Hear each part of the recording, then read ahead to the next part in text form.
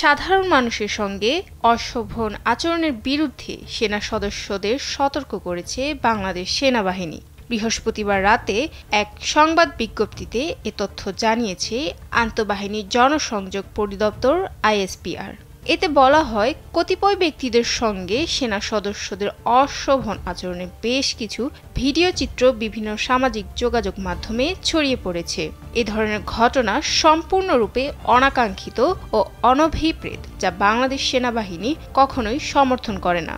ISPR জানায়, এর পিছনে দায়ী সেনা সদস্যদের শনাক্ত করার কাজ চলছে।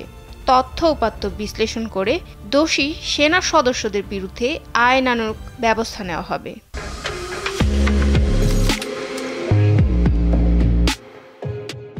কোটা আন্দোলনকে ঘিরে অস্থিতিশীল পরিবেশকে স্বাভাবিক করার লক্ষ্যে মাঠে নামে সেনাবাহিনী।